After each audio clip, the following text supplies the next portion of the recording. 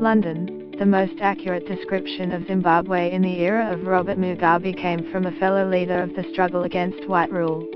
It was Samora Machel, then president of Mozambique and a fervent enemy of colonialism, who told Mugabe in 1980 that Zimbabwe was the jewel of Africa, adding, "To tarnish it."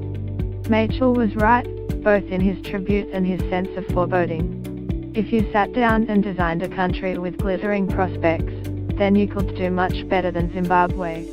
This is a fertile land of immense beauty, from the eastern highlands to the rugged bush of Matabeleland, with an abundance of natural resources, including prodigious quantities of diamonds and platinum. Grace Mugabe, Zimbabwe's First Lady, is in the middle of the fight for the country's presidency. Her rising power may have prompted the military to take over.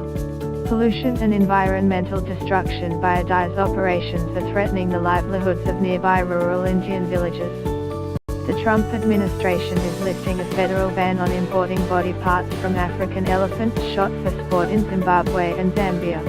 The woman has been dubbed the Hamburglar on social media after robbing a McDonald's restaurant in Columbus, Maryland.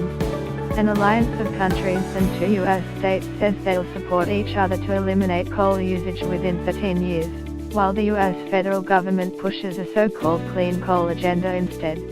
The mass killer, who in 1969 sent followers known as the Manson family out to commit several murders, has been taken to hospital.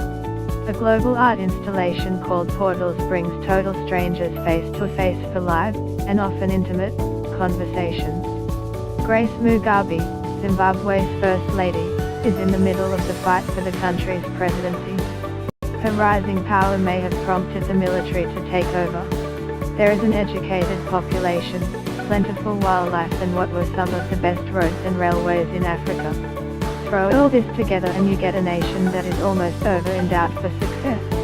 And yet Mugabe has somehow succeeded in tarnishing this jewel, just as Machel feared he would.